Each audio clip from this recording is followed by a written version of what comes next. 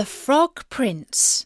In olden times, when if you made a wish, it would always come true, there lived a king whose daughters were all beautiful. But the youngest was so beautiful that the sun itself, which has seen so much, was astonished whenever it shone in her face. Close by the king's castle lay a great dark forest, and under an old lime tree in the forest was a well. And when the day was very warm, the king's child went out into the forest and sat down by the side of the cool fountain. And when she was dull, she took a golden ball and threw it up on high and caught it. And this ball was her favourite playing thing. Now it so happened that on one occasion the princess's golden ball did not fall into the little hand which she was holding up for it, but onto the ground beyond, and rolled straight into the water. The king's daughter followed it with her eyes, but it vanished, and the well was so deep that the bottom could not be seen. On this she began to cry, and cry louder and louder, and could not be comforted. And as she was complaining, someone said to her, "What troubles you, king's daughter? You weep so that even a stone would show pity." She looked round to the side from whence the voice came, and saw a frog stretching forth its thick, ugly head from the water. "Ah, old water splasher, is it you?" said she. "I am weeping for my golden ball, which has fallen into the well." "Be quiet, and do not weep," answered the frog. "I can help thee." "But what wilt thou give me?" "Whatever you will have, dear frog," said she. "My clothes, my pearls and jewels, and even the golden crown which I'm wearing." The frog answered, "I do not care for clothes, thy pearls and jewels, or thy golden crown.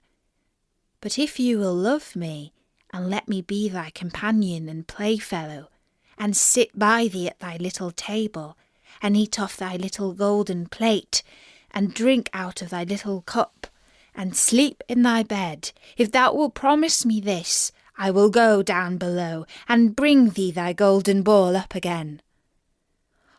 "Oh yes," said she, "I promise thee all you wish, if you will but bring my ball back again." She, however, thought, "How silly that frog does talk. He lives in the water with the other frogs and croaks, and can be no companion to any human being." But the frog, when he had received this promise, put his head into the water and sank down, and in a short while came swimming up again with the ball in his mouth, and threw it onto the grass. The king's daughter was delighted to see her pretty plaything once more, and picked it up and ran away with it. "Wait, wait," said the frog. "Take me with thee."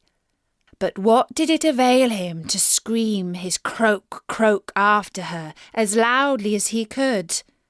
She did not listen to it, but ran home and soon forgot the poor frog, who was forced to go back into his well once more. The next day, when she had seated herself at table with the king and all the courtiers, and was eating from her little golden plate, something came creeping splish, splash, up the marble staircase, and when it had got to the top, it knocked at the door and cried, "Princess, youngest princess, open the door for me." She ran to see who was outside, but when she opened the door, there sat the frog in front of it. Then she slammed the door to in great haste, sat down to dinner again, and was quite frightened. "My child, what art thou so afraid of? Is there perchance a giant outside who wants to carry thee away?"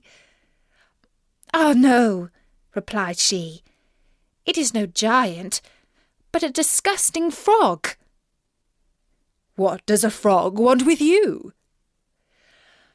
"Ah, dear father, yesterday, as I was in the forest sitting by the well playing, my golden ball fell into the water, and because I cried so, the frog brought it out again for me, and because he so insisted, I promised him he should be my companion, but I never thought he would be able to come out of his water. And now he is outside there, and wants to come into me." In the meantime, it knocked a second time and cried, "Princess, youngest princess, open the door for me. Dost thou not know what thou said to me yesterday by the cool waters of the fountain? Princess, youngest princess, open the door for me." Then said the king, "That which you have promised you must do. Go and let him in." She went and opened the door, and the frog hopped in and followed her, step by step, to her chair. There he sat and cried, "Lift me up beside you." She delayed, until at last the king commanded her to do it. When the frog was once on the chair, he wanted to be on the table, and when he was on the table, he said, "Now push your little golden plate nearer to me, that we may eat together." She did this, but it was easy to see that she did not do it willingly. The frog enjoyed what he ate, but almost every mouthful she took choked her. At length he said, "I have eaten and am satisfied. Now I am tired. Carry me into thy little room and make thy little silken bed ready, and we will both lie down and go to sleep." The king's daughter began to cry, for she was afraid of the cold frog, which she did not like to touch, and which was now to sleep in her pretty, clean little bed. But the king grew angry and said, "He who helped thee when thou wert in trouble ought not afterwards to be despised by thee." So she took hold of the frog with 2 fingers, carried him upstairs, and put him in the corner. But when she was in bed, he crept up to her and said, "I am tired, and want to sleep as well as thou. Lift me up, or I will tell thy father." Then she was terribly angry, and took him and threw him with all her might against the wall. "Now you will be quiet, you horrible little frog," said she. But when he fell down, he was no frog, but a king's son with beautiful kind eyes. He, by her father's will, was now her dear companion and husband. Then he told her how he had been bewitched by a wicked witch, and how no one could have delivered him from the well but herself, and that tomorrow they would go together to his kingdom. Then they went to sleep, and next morning when the sun awoke them, a carriage came driving up with 8 white horses, which had white ostrich feathers on their heads, and were harnessed with golden chains. And behind stood the young king's servant, Faithful Henry. Faithful Henry had been so unhappy when his master was changed into a frog, that he had caused 3 iron bands to be laid round his heart, in case it should burst with grief and sadness.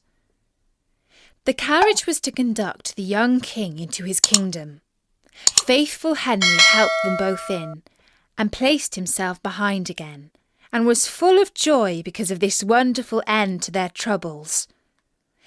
And when they had driven a part of the way, the king's son heard a cracking behind him as if something had broken.